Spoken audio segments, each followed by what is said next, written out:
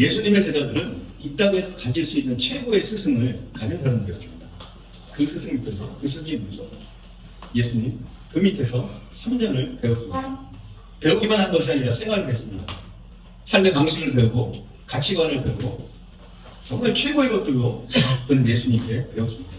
그런데 놀라운 사실은 이렇게 완벽한 스승 밑에서 신앙을 배웠는데, 말씀을 배웠는데도 그 12명의 제자 중에 타락한 제자들이 있었다는 거예요. 한 명은 예수님을 배신하고 또 한 명은 예수님을 3번 부인하는 사건을 우리는 보게 됩니다. 베드로가 실패했어요. 이 베드로의 실패를 통해서 우리는 몇 가지의 교훈을 얻을 수 있습니다. 첫 번째, 왜 베드로가 실패했느냐? 실패의 원인을 살펴보면 2가지 원인이 있습니다. 2가지 원인. 첫 번째는 비교의식입니다. 비교의식. 그러니까 29절 함께 공부할게요. 29절 말씀, 본문 29절 다시 한번 공부합니다. 베드로가 여짜오되 다 버릴지라도 나는 그러하지 않겠나이다. 아멘. 예수님이 예언하십니다. 내가 이제 곧 이제 잡힐 터인데, 이제 죽게 될 터인데, 너희들이 그날 다 버리리라. 이렇게 예언하셨어요. 그런데 베드로가 뭐라고 그럽니까?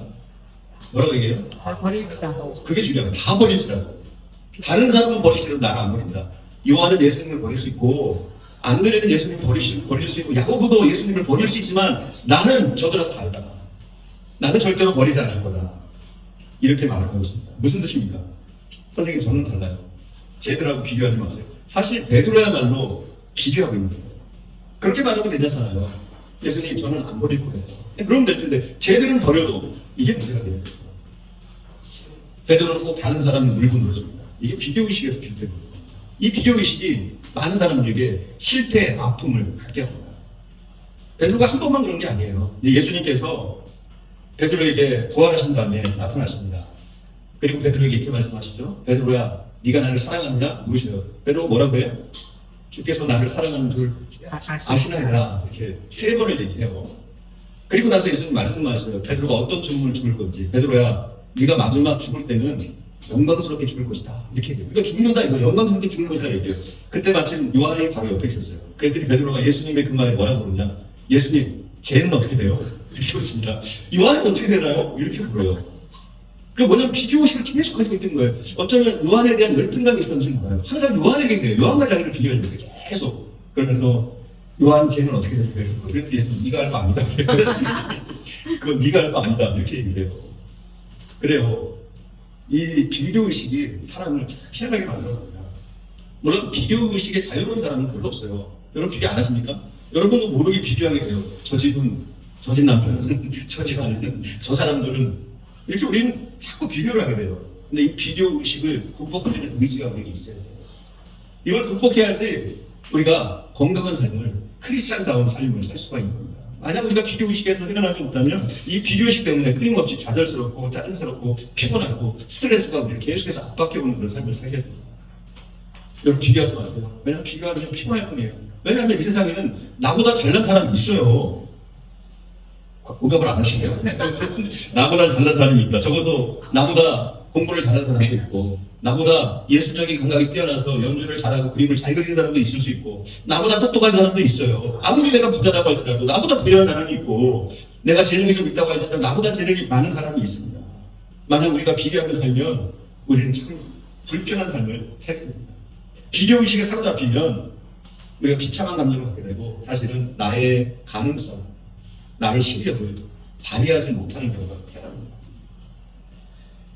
이런 비교의식에 계속해서 그런 자아성을 가진 사람들의 특징은 뭐냐면 둘 중 하나가 됩니다. 하나는 열등감이 가진 것, 또 하나는 우월감에 도취되는 거죠. 열등감 아니면 우월감. 그런데 우리는 열등감, 우월감을 막 구분하려고 하는데 사실은 열등감과 우월감은 별도의 것이 아니에요. 동전의 양면 같은 거예요. 열등감과 우월감은. 왜 우월감을 갖게 되는 줄 아십니까? 자기의 열등감에 대해서 열등감이 있기 때문에 그걸 커버하기 위해서 나타나는 허세의 모습이 바로 우월감이 사실이에요. 그러니까 너무 우월하다고 생각한다거나 열등한다거나 이건 뭐냐면 누군가의 사실 비교의식을 하고 있는 사람이라고 볼 수 있는 거예요. 그럼 이 비교의식 우리가 어떻게 극복할 수 있을까요? 우리가 이 비교의식의 반대를 알아야 돼요. 여러분 반대의 말이 뭘까요? 비교의식의 반대말이? 비교의식의 반대말은 창조의식이라고 해요. 창조의식. 이게 있어요. 우리 크리스천에게는 창조의식. 비교의식은 끊임없이 다른 사람과 나를 비교하는 겁니다. 저 사람은 왜 저럴까? 그런데 나는 왜 이럴까? 다른 자식들은 너무너무 건강한데 다른 집 애들은 저렇게 건강하게 잘 자랐는데 우리 집 애들은 왜 이럴까? 부모가 자녀를 키우면서 끊임없이 비교를 합니다. 그럼 불행해지는 거죠, 서로. 대부분 부모님들이 그래요. 아이들을 비교하잖아요. 너희 형 좀 봐. 얼마나 공부도 잘하고 착하냐. 넌 왜 이 모양이야? 이렇게 하는 경우도 있어요. 그리고 저 옆집 아이는 맨날 100점 맞았는데 너는 이게 뭐야? 그러면 이게 이 아이에게 이중적인 스트레스를 줘요. 하나는 뭐냐면 비교, 나보다 잘나게 비교된 걔를 증오하게 됩니다. 그리고 또 한 가지는 뭐냐면은 부모에 대한 신뢰를 잃어버려요.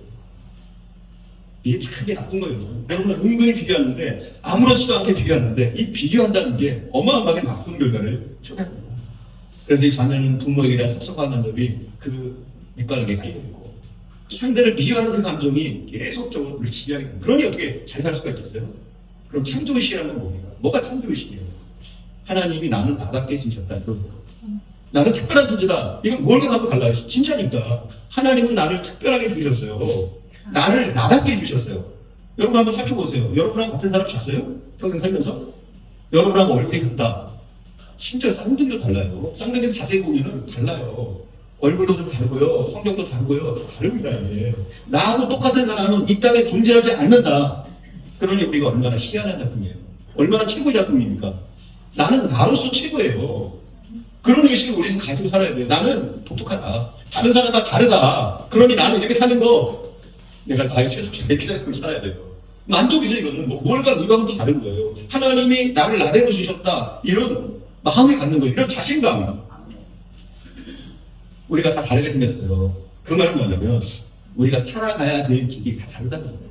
천편일률적으로 너는 이렇게 살아야 돼. 너는 저렇게 살아야 돼. 이게 아니라 그 사람마다 살아가야 될 하나님이 창조하신 방향이 있단 말이에요. 하나님이 계획하신 설계가 있단 말이에요. 사람마다 다 다르다는 거예요. 왜 사람이 다 다르니까. 그러니까 우리의 최선은 뭐냐면 하나님이 나를 이끄시는 그 방향을 깨닫고 그 길을 걸어가는 거예요. 그렇죠?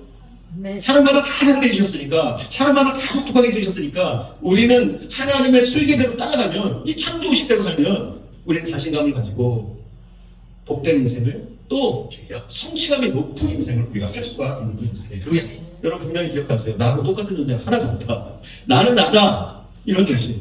그래서 누가 뭐라고 그래도 너는 왜 그래? 그래도 신경 쓰지 마세요. 나는 나야. 우리 크리스찬들은 그렇게 살아요. 하나님은 그렇게 주셨으니까. 나는 나로 주셨으니까. 나를 저로 주신 게 아니라 나는 나로 주셨고 내 나름대로 독특한 성향, 독특한 재능, 독특한 능력들을 주셨기 때문에 나는 나대로 나의 길을 가는 거예요. 그래서 하나님이 설계해놓은 그 방향대로 우리가 걸어가는 것. 이게 최선이에요. 그걸 담는 게 아니라 하나님이 나를 위해서 설계해놓은 그 설계 방향대로 하나님의 계획대로 나의 인생을 살아가는 것. 이 창조의식에 살아가는 것. 이게 멋진 인생이 되어줄 수가 있는 겁니다. 네. 그러나 베드로는 그렇게 살지 못했어요. 계속 비교하다 보니까 귀찮고 여전히 열등감을 갖게 되고 어쩌면 그럼에도 불구하고 베드로는 결국은 잘 되긴 했습니다. 나중에 이제 이 얘기를 해보기로 하고요. 왜 베드로가 타락했느냐? 두 번째 원인입니다. 첫 번째는 뭐예요? 열등감 때문에 있어요. 두 번째는 소극적인 신앙. 여러분 신앙생활 적극적으로 하세요. 소극적으로 그냥 왔다 갔다 하시면서요. 그러면 베드로 꼴 납니다. 실패한 베드로의 꼴. 베드로는 원래 성격이 굉장히 적극적인 사람이에요. 막 나댄다고 써요. 막 나대는 사람, 먼저 앞서는 사람, 이런 사람이에요. 성격상. 그런데 어느 순간부터 그의 신앙이 상당히 적극적이면 한순간 소극적으로 돌변합니다. 그게 언제냐면 예수님이 체포되는 그날부터 신앙이 굉장히 소극적이 돼요. 그가 그랬잖아요. 다른 사람 다 보면 나는 안 보낼 거예요. 나는 주님과 함께 죽는 데까지 가겠습니다. 결심했잖아요. 그래서 굉장히 적극적인 신앙 상태를 보여줬잖아요. 근데 예수님이 잡히는 순간 그는 예수님을 3번 부인합니다. 그런데 이 3번 부인하기 전에 그에게 쌍일이 나타나는데 그게 뭐냐면 마가복음 14장 54절에 나타났어요. 찾아놨거든요. 14장 54절에 베드로가 멀찍이 따라 제사장의 깃들 아래까지 들어가서 아래 사람들과 함께하며 세상이 뭐라고 그러고 있어요? 예수님을 멀찍이 있었다는 거예요. 이게 핵심적인 거예요. 이때부터 이미 베드로는 실패가 예견되는 거예요. 여러분 교회 오시면 최대한 앞자리 하는 게 좋습니다. 여러분 앞자리 하는 게 불편하시죠? 근데 앞자리 하는 게 좋아요. 귀한 예수님을 쫓아가면 적극적으로 더 가까이로 나가는 게 좋습니다. 그러나 우리가 언젠가 그 머리치기가 쫓기 시작하는 순간부터 우리의 실패는 예견이 되어지는 겁니다. 어떤 사람이 신앙이 타락할 때 그런 말을 해요. 저 사람은 갑자기 이상합니다. 여러분 많이 들어보셨죠? 저 사람이 갑자기 이상해졌다. 그런데 들춰보면 갑자기 이상해진 게 아니에요. 다 점진적인 과정을 통해서 서서히 이상해진 건데 우리가 볼 때 결과만 보니까 저 사람이 갑자기 이상해졌네 이런 거예요. 근데 그게 아니에요. 간혹 함께 잘 사는 줄 알았던 부부들이 이혼하는 경우가 있잖아요. 우리가 그러잖아. 갑자기 저 부부가 왜 그래? 갑자기 왜 이혼을 한대? 근데 아니라고 해요. 점진적인 과정. 그들의 내면을 들여다보면 굉장히 점진적인 과정을 거쳐서 사연사연이 모여서 그럴 수밖에 없는 상태까지 온 거예요. 그리고 결국은 최악의 상태에 다다라서 폭발한 것에 불과합니다. 여러분 서서히는 없어요. 갑자기는 없어요. 모든 인간관계나 이런 것들은 점진적인 과정을 밟게 되는 겁니다. 특별히 부모는 신앙생활을 잘하는데 자녀들의 신앙이 안 좋은 그런 가정들이 있어요. 부모는 열심히 신앙생활을 하는데 자녀들은 신앙이 엉터리예요. 근데 사람들이 그런 얘기를 해요. 자녀들의 신앙이 갑자기 나빠졌다 생각해요. 애들이 전엔 좋았는데 갑자기 나빠졌다 생각해요. 여러분 아닙니다. 자녀들의 신앙이 안 좋아지는 건 점진적으로 된 거예요. 사실 자녀의 그 신앙의 책임 가운데 하나는 부모에게 많은 지분이 있는 거예요. 부모의 책임이 많습니다. 자녀들의 신앙이 결정적으로 자라는 시기가 있어요. 그때가 뭐냐면 티네이저 때예요. 그때 잘 잡아주면 이 신앙이 확 붙잡혀 있습니다. 그러나 이 티네이저 때 대부분의 성도들이 자녀들의 신앙 관리를 안 합니다. 왜요? 공부에 집중하는 거예요. 공부에. 이 결정적인 시기에 오히려 자녀가 신앙생활을 열심히 하려고 하면 말리는 부모들이 태반이에요. 쉽게 얘기해서 우리 크리스천에게 이중적인 가치관이 우리를 지배할 때가 많아요. 우리는 교회를 다니면서도 이중적인 가치관을 가지고 살 때가 많아요. 쉽게 얘기해서 세속적인 가치관. 내가 크리스천인데 하나님 나라의 가치관을 가지고 사는 것이 아니라 세속적인 가치관으로 사는 경우가 많습니다. 자녀들이 교회 나와서 나름대로 신앙생활 잘하면 처음에는 좋아요. 근데 이제 고등학교 한 2학년, 3학년이 되면 슬슬 불안해요. 교회 잘 나오는 게 불안해요. 그래서 애들한테 그래요. 얘들아, 신앙생활은 대학 가서 하면 돼. 지금은 그냥 대충 해. 지금은 주일 성수만 해. 심지어 어떤 분은 그래요. 주일 성수가 안 해도 되는 식으로 그렇게 했더랍니다. 지금 공부할 때니까 주일에도 공부해야지. 공부하는 게 하나님께 영광 돌리고 이렇게까지 얘기하는 분들이 있어요. 부모들은 그냥 나중에 열심히 해도 된다고. 나중에 없어요. 그런 점진적인 과정을 거치면서 타락하게 되면 돌아오기가 쉽지가 않습니다. 우리는 그런 말들을 자제해요. 우리는 예수님을 부인하라고 자녀들에게 말한 적은 없어요. 근데 애들에게 그렇게 얘기하죠. 얘들아, 신앙생활은 천천히 해야 돼. 주일도 중요하지만 네 공부도 중요하다. 이런 말들이 애들에게 어떻게 인식되느냐. 세상에서 제일 중요한 건 대학 입시야. 이렇게 인식됩니다. 대학 입시보다 예수는 중요한 게 아니야. 예수는 나중에 미루고 나중에 신앙생활 해도 돼. 이런 경우가 태반이에요. 물론 그렇지 않은 분들도 간혹 있어요. 근데 대부분의 부모들이 이 입시대가 되면 대학이 최고인 것처럼 우리는 말하지 않아요. 대학이 최고라는. 그런데 계속 그런 쌓이는 과정이 있거든요. 그럼 그 자녀들이 어떻게 되겠습니까? 점점 타락해 가는 거죠. 그리고 이렇게 우리는 판단합니다. 대학 가서 열심히 하는 거죠. 여러분 대학 가면 열심히 할까요? 신앙이 갑자기 생기는 게 아니에요. 신앙은 점진적인 과정을 통해 생기는 거예요. 한번 늪으로 빠져들기 시작하면 다시 회복되기가 쉬운 것이 아닙니다. 물론 자녀들이 공부도 참 열심히 하고 신앙생활도 잘하고 그런 거 얼마나 좋겠어요. 근데 그런 자녀들이 많지 않아요. 그럴 수도 있겠지만. 근데 만약에 여러분이 자녀의 신앙과 공부 중에 하나를 택해서 한다면 여러분 무엇을 택하실래요? 그냥 신앙을 택하라고 말해요. 자녀에게 말해줘야 돼요. 이렇게. 신앙이 더 중요하다. 물론 공부도 중요하지만 이 신앙이 더 중요한 거야. 여러분 잘 아셔야 돼요. 공부를 좀 못한다고 이제 끝나는 거 아니에요. 우리는 대학 입시하고 좋은 데 가는데 참 많은 길들이 있어. 인생을 살아가는 거예요. 그러니까 여러분 우리가 대학을 붙잡는 것보다 하나님을 붙잡는 게 더 우리가 효과적인 거예요. 우리가 신앙만 제대로 가지고 있으면 하나님에 대한 열망만 꺼지지 않으면 우리의 인생은 실패할 수 없어요. 하나님이 꼭 붙잡고 가십니다. 이런 사람들, 건강한 신앙생활을 하는 사람들, 건강하게 하나님과의 관계가 유지되는 사람들, 하나님 뜻대로 살려고 하는 열정을 가지고 사는 청년들은요 잠깐 헤맬 수도 있어요. 그러나 반드시 잘 될 수밖에 없습니다. 저는 자신 있게 말할 수 있어요. 그 부분에 대해서.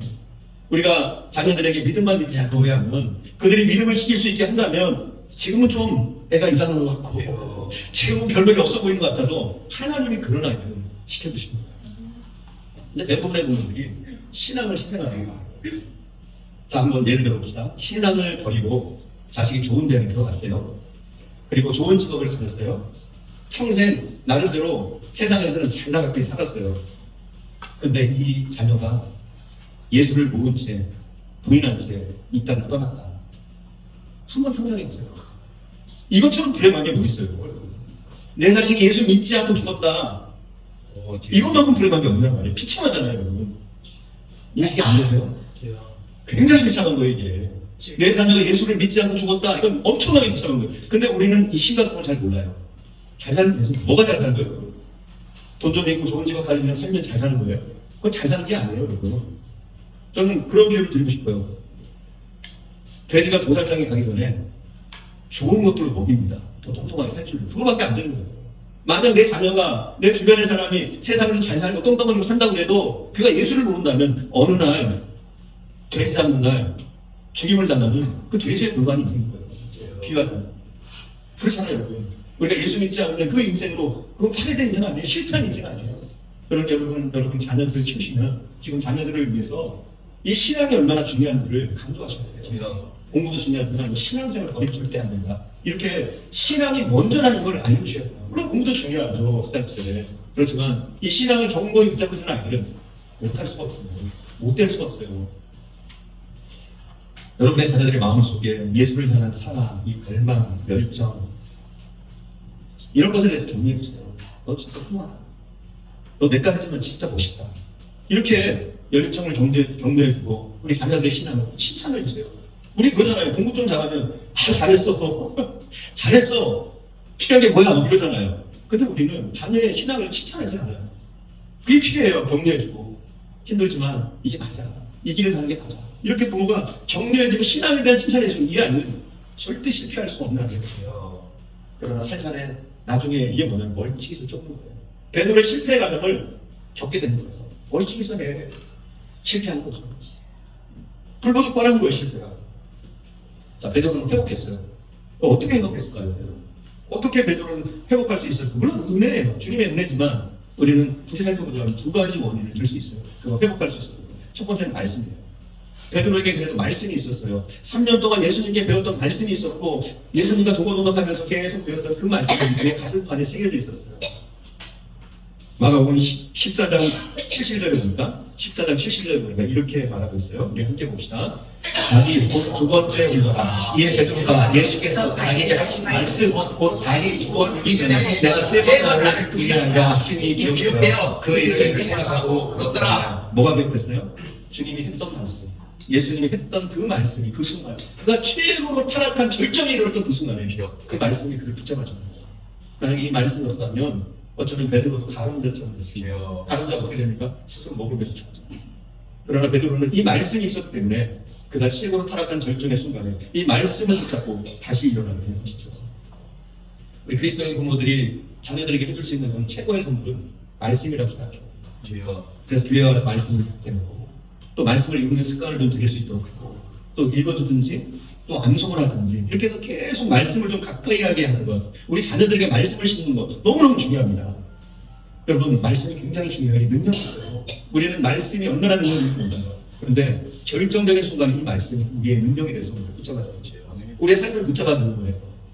우리가 좌절하고 있을 때 우리가 나락으로 떨어질 수밖에 없는 그 순간에 이 말씀이 우리를 붙잡아줄 수 있다는 거예요. 그래서 우리가 자녀들에게 해줄 수 있는 최고의 것은 어린 시절부터 좀 말씀을 가까이 하도록, 말씀을 읽도록, 말씀의 씨앗이 우리 자녀들의 가슴판에 좀 새겨지고 뿌려지도록 그렇게 하는 거예요.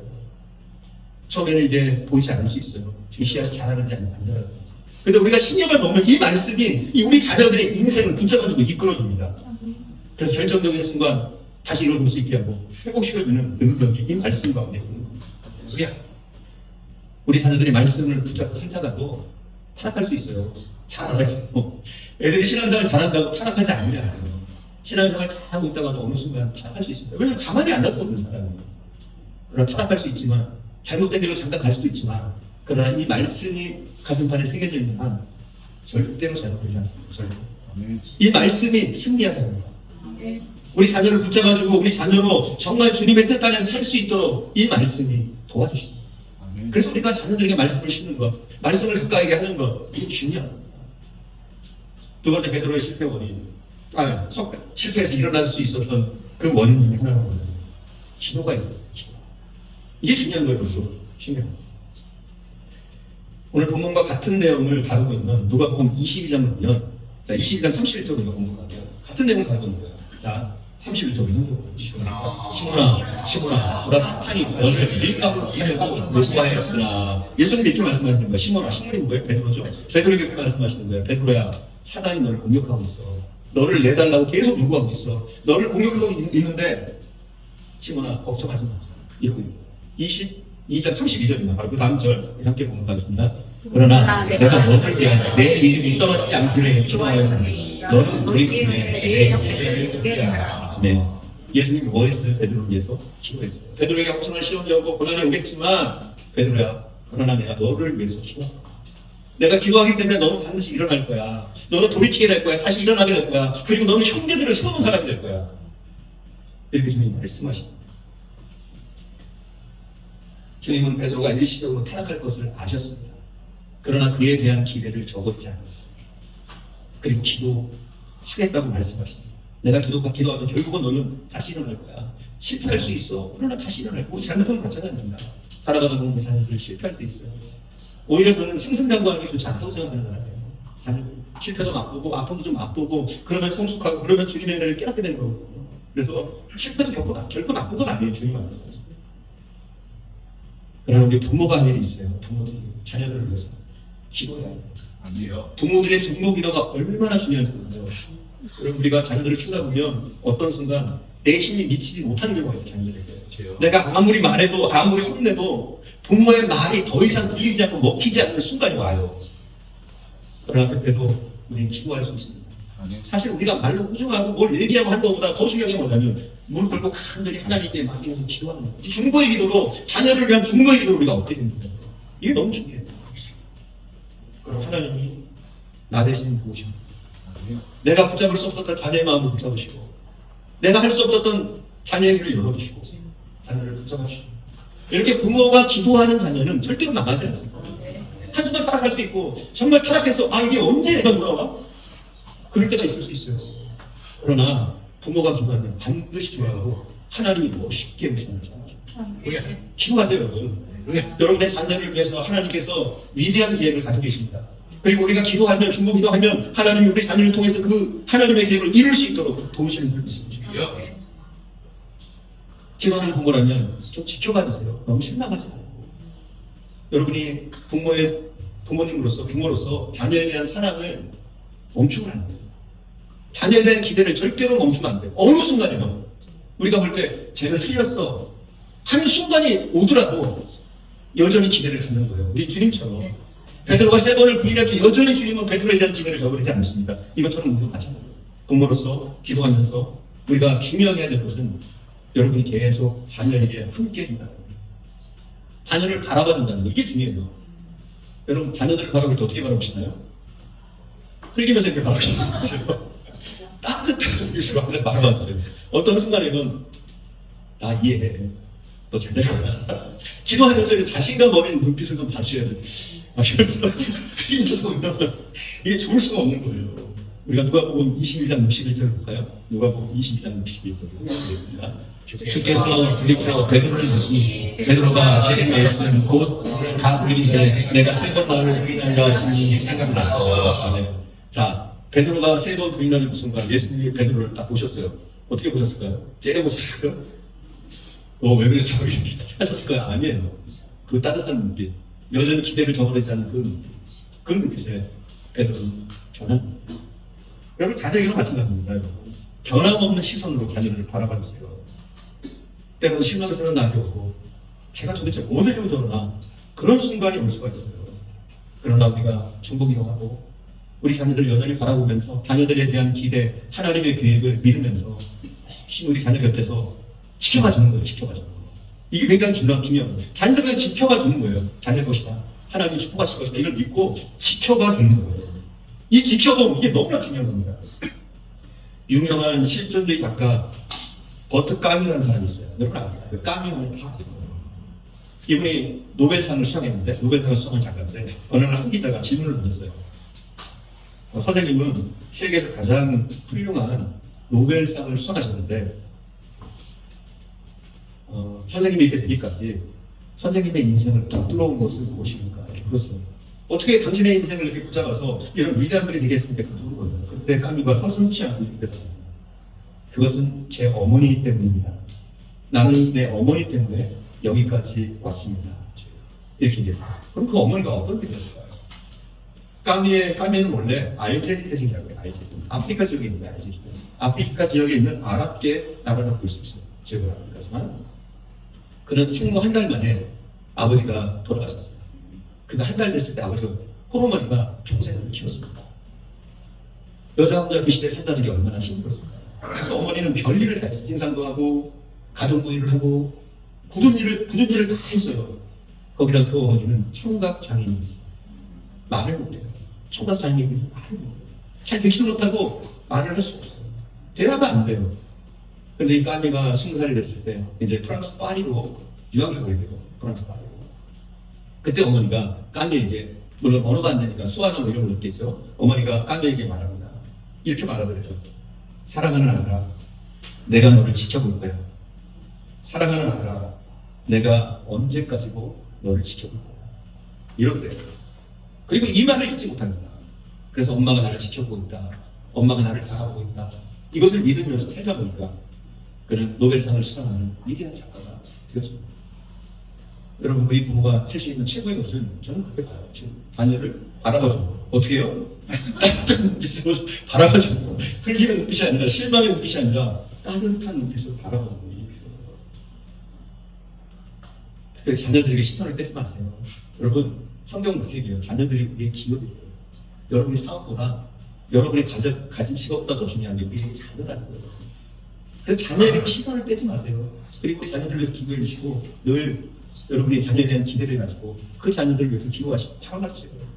그러면 여러분이 바라보시면 누가 더 바라보시느냐? 하나님 우리 자녀를 할렐루야. 하나님도 우리 못지않게 자녀를 사랑하시죠. 우리가 기대와 소망을 가지고 기도하면서 바라볼 때 우리 하나님도 우리와 함께 우리 자녀들을 바라보십니다. 그럼 이 자녀가 잘못될 수 있겠어요? 여러분 잘 기억하셔야 돼요. 신앙과 삶은 공동인 게 아니에요. 우리가 삶을 신앙적으로 갖고 갈 필요가 있어요. 세상의 가치관이 아니라 하나님의 가치관을 가지고 우리 자녀들을 키워야 돼요. 정말 우리 자녀들이 멋진 자녀들이 하나님의 이 시대 쓰시는 자녀들이 되어줄 수 있습니다. 여러분 기억하시고요. 자녀들을 기도하고 자녀들의 말씀을 심고 끊임없이 사랑의 눈빛으로 바라보는 그일로 인해서 우리 가정 하나님의 풍성한 은혜와 축복이 넘쳐나기를 간절히 축복합니다. 아멘.